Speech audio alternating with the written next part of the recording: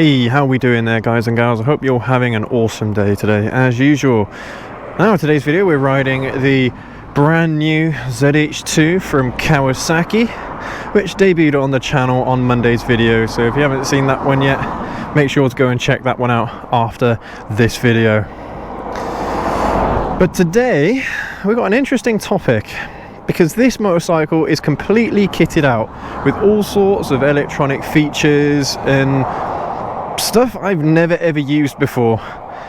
And an argument can be made that it's not necessary for half the things that we've got on these new modern motorcycles that are so 2021, you know?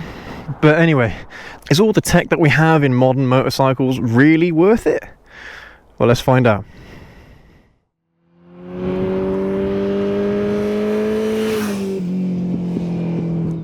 So yeah, it's a very, very interesting argument. Like, I'll give you an example. Between this and the ZZR 1400, which I still have, by the way, had a person comment on the last video, like, why'd you get this? You had a ZZR, and it's like, well, I've still got the ZZR. And that's going to feature again later on in the channel, don't you worry about that. The ZZR will be coming back. But comparing the tech on this bike to the ZZR 1400, it's night and day. And prior to the ZZR 1400, you were lucky if you even got traction control on a motorcycle. So, I mean, traction control nowadays is kind of standard on most motorcycles, most new motorcycles, apart from maybe 125s and things like that. I'm not sure, maybe 125s do have traction control as standard, who knows. But yeah, this thing has got all sorts of really, really cool kit. So I'm going to jump on and we're going to go for a ride, and we're going to discuss whether or not half this stuff is actually even necessary, because arguments can be made both ways, for and against, and it's a very difficult question to answer. Another thing we're going to discuss as well at the end of the video is perhaps technologies that we don't have in motorcycles yet, but maybe we do. It'd be nice to get your opinions on those when we get towards the end of the video, because there'll be some interesting ones in there, and I'm sure that some of you guys will have your own input in what you would like to see in modern motorcycles or motorcycles of the near future. Woo! Here we go. Oh, the front wheel. Oh, that's so cool, the way how this bike just, well, I spoke about it on Monday's video, where the torque on this thing just lifts the front wheel up every single time in first, second and third. It is such a cool experience. And I think that's part and parcel of this argument, is like, yeah, you don't need these features, but they're really cool to have. They're really neat. I mean, I'll have a list on the screen pop up in just a second of or between the differences in the electronic tech that this motorcycle has, the ZH2 and the ZZR 1400, so you can get a bit of a better picture as to what the actual difference is, and it's quite a big difference in tech. Now, this video was originally going to be about the ZH2 and its features and what have you, but I thought it'd be more interesting to compare the features to an older generation motorcycle and compare the two. I mean, the very first thing that I didn't think I needed, but actually now I have it, it's a really, really neat thing to have, is cruise control. This motorcycle's got cruise control, and it feels so weird as well, not having to pull back the throttle and just let the bike cruise. It's really, really neat. And it just allows you to relax a little bit, especially if you're on a motorway and you're going in a straight line everywhere, you know. But do we need cruise control on a motorcycle? No.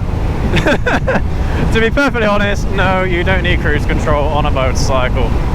Now, if you think about it, most of the time you are going to be on roads like these, and if you're going to work, I don't know about you, but I have a habit of taking a longer route to work to avoid using a motorway, just because the roads are more fun. They're more twisty. It takes longer, but it's more enjoyable. So if you're doing that, like me, then you probably don't have a need for cruise control on those types of roads.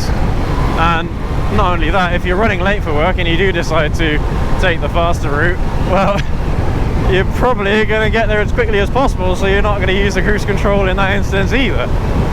Really, the only opportunity you'll use cruise control is probably when you're doing some cross-country riding. Maybe you're visiting a relative or something like that on the opposite end of the country, and that's probably the most kind of ideal scenario to use cruise control, I would say, personally.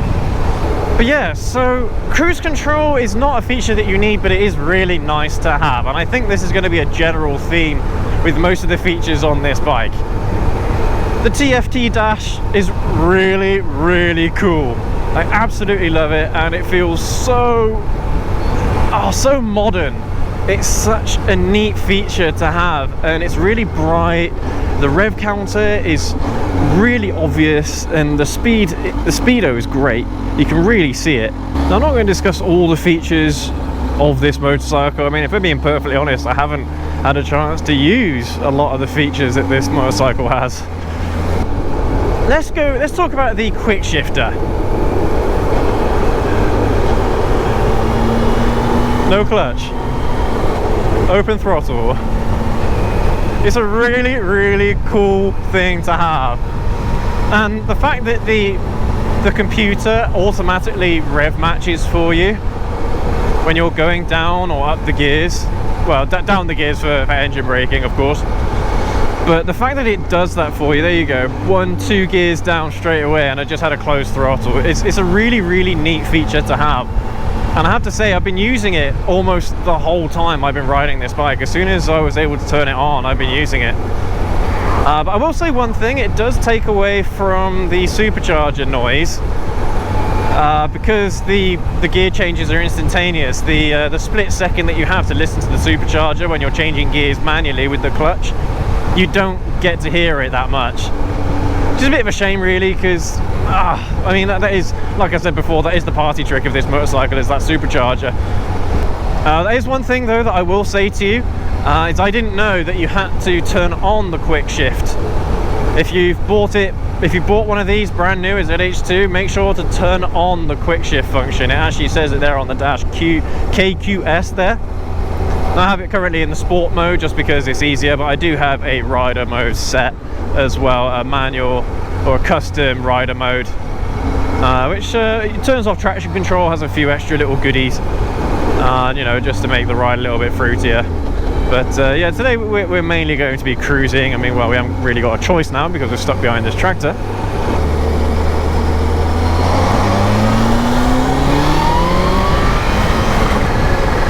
Oh, that extra power when you need it. I think if I had that CBR 600 still, I don't think I would have made that.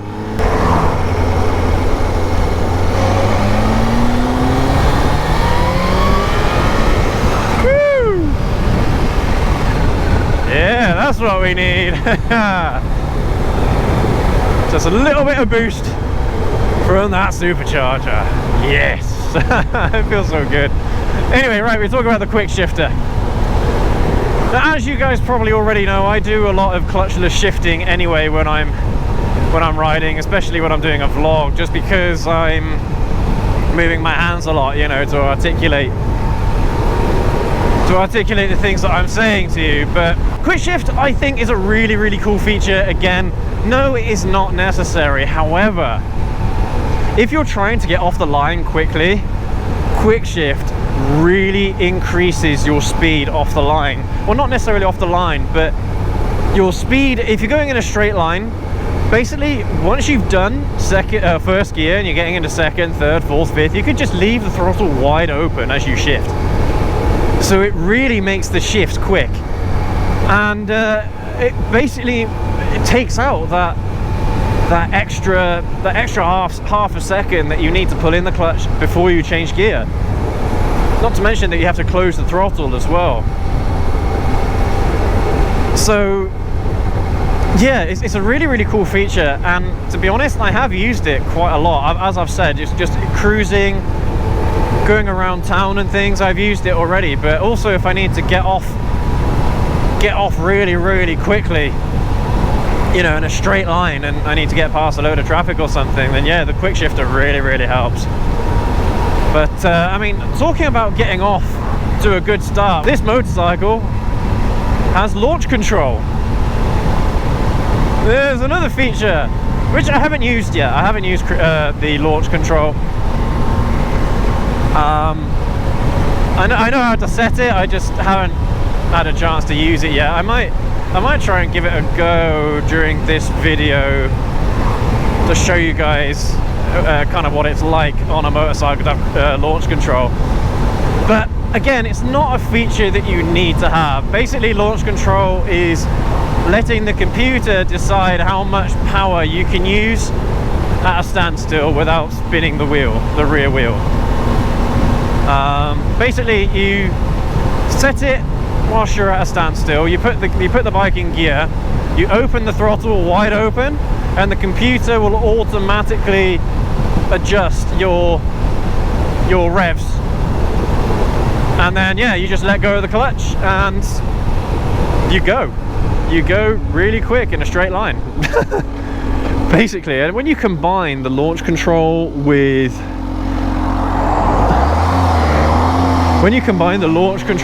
the quick shifter, here we go, look. So you look like there is no lag between changing gears. There's quite a few bugs out today as well, considering how cold it is now in the UK. It's I was hoping that most of the bugs would have gone by now, but nope. Apparently this is still summer. Doesn't feel like it, doesn't look like it. So yeah, launch control, not a feature that you need, really. I mean, motorcycles for the most part are already faster than most cars that you're going to encounter on the street.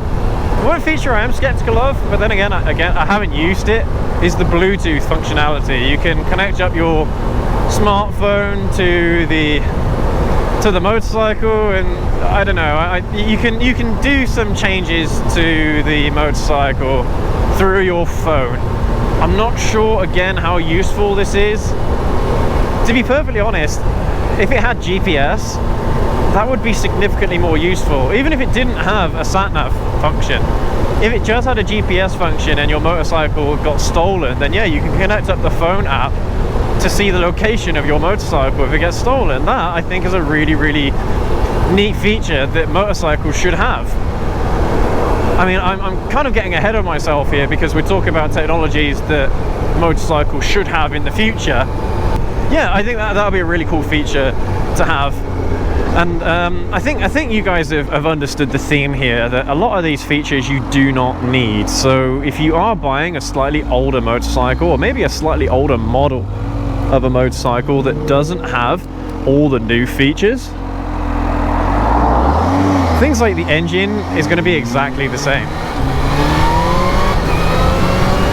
Woo! Of course, I missed out on a few features. Kawasaki released the SE model of the ZH2 this year, which has electronic suspension control. So I missed out on that, but then again, that system costs an extra, what, £2,000, something like that. Just going to close my helmet a second because something's gone in my eye. Ugh. Even though I got my my sun visor down and my glasses on, things still get into your eyes. Oh, here we go. It is trying to use cruise control. Boom. There we go. 50 miles an hour set. Now I can just cruise. See, these are features that you can actually use, and features that are actually useful. Not that you'll use them, but they're actually useful. They enhance the riding experience. Like the Tft Dash enhances the riding experience, and things like launch control don't enhance the riding experience unless you're going down to a drag strip or something, you know. But I don't know, there's an argument to be made for most electronic features. Some people will find certain features more useful than others, and I suppose that's the beauty of motorcycles at the moment. You have such a variety of choice of electronic features. You can get motorcycles that have zero electronic features whatsoever, so you get a very raw and original experience, and you can get motorcycles like this which have all of the electronic goodies. Yeah, we at the moment are completely spoiled for choice on motorcycles, especially at the 1 litre level. You know, when you're spending maybe between 12 and 15, 16,000 pounds, you have so much choice in today's market, and it's great. It's Kawasaki, with all these features, are innovating. They're either catching up with the competition, or they're trying to get ahead of the competition. Something like the supercharger, for example, is getting ahead of the competition. I don't know, but at some point manufacturers might end up adding superchargers of their own. But Kawasaki have done the R&D in-house for that supercharger, so it's really great how these manufacturers are innovating as much as they are, especially at the moment.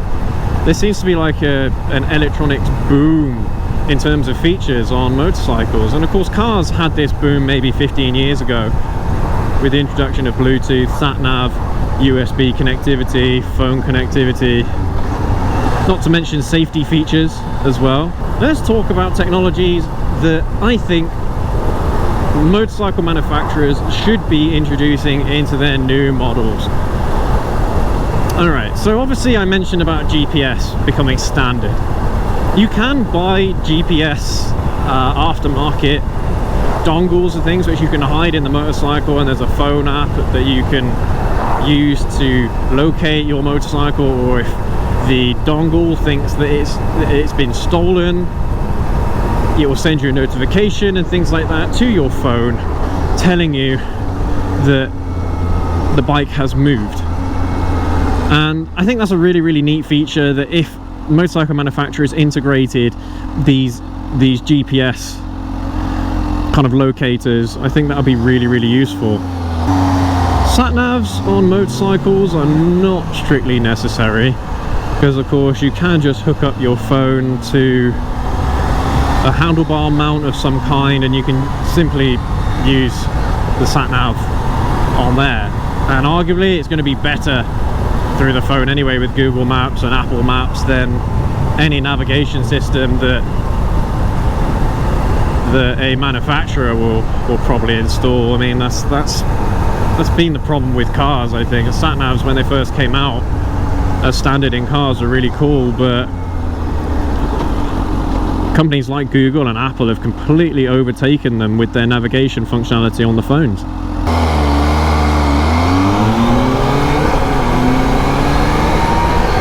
Then again though, I suppose if you had Android Auto or Apple CarPlay in a motorcycle, that would be pretty neat. But then the displays would have to get quite a bit bigger, I think, to incorporate things like that into motorcycle displays. This next feature is probably looking out way into the future, and it's certainly not something that manufacturers are going to be installing in motorcycles in at least the next 10 years, maybe even further than that. But gyroscopic stabilizers.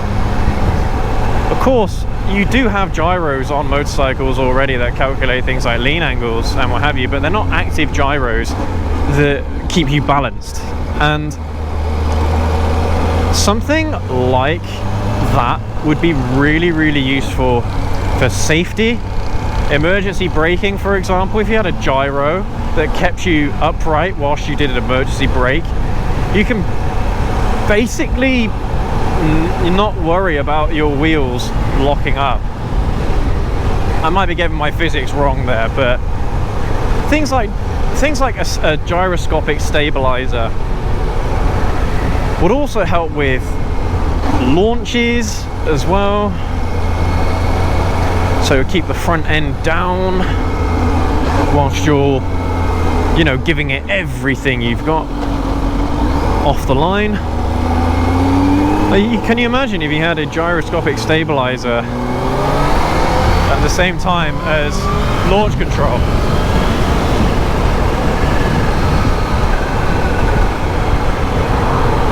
the same time, it'd be nice if you could turn it off as well, which no doubt would be a really, really neat feature. But yeah, it would make it safer around corners as well, because it will be able to keep you upright for longer, or if you are turning into a corner really sharply, the gyros and the computers should be able to calculate the best lean angle, and it would almost be like a cruise control but for the steering, you know?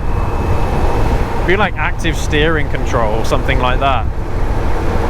I don't know, that's something I think would be a really neat feature for safety and things like that, because the computer will be able to calculate what kind of grip you have, how much you have available to use, and what your maximum lean angle could be in a certain turn, in a certain corner, what speed and things like that. The computer would be able to brake for you as well.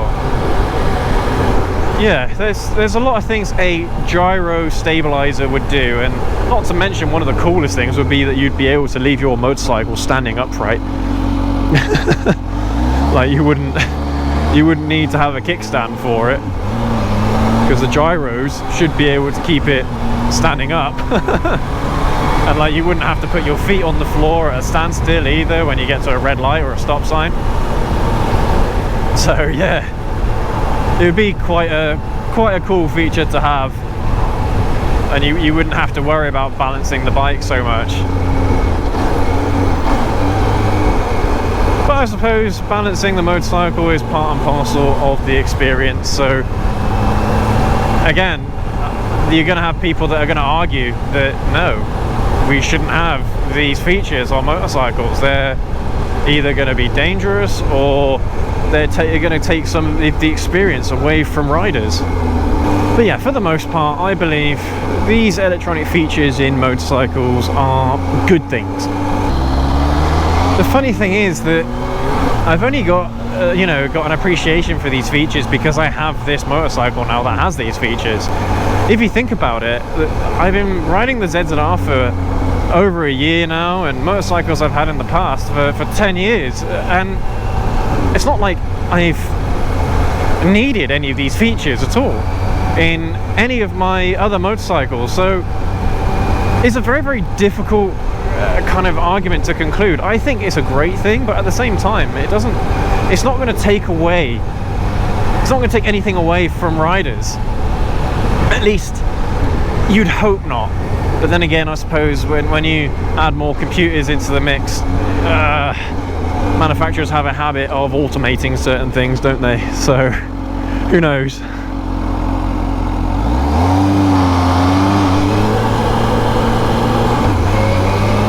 Anyway, guys and gals, I hope this has been an interesting video for you, and let me know in the comments what you think about electronic features. Do you think they're worth it? Do you think they're necessary? Or are there purists out there that think that no, you don't need any of this stuff? Motorcycles are great as they are. Things like traction control might be good or what have you, but that's about it. Who knows? Who knows? I'm kind of on the fence. I think I lean more towards the yes argument. The electronic features are good, but I don't know. I think I've only got an appreciation for it now because of this motorcycle. Like I said, if I hadn't have bought this bike, I would have been none the wiser. So anyway, let me know what you think in the comments. Make sure to leave a like, share and subscribe if you want to see more of these ZH2 more supercharged videos. And yeah, thank you ever so much for watching. I hope you have an awesome day ahead of you, and I'll see you guys next time. Have a good one.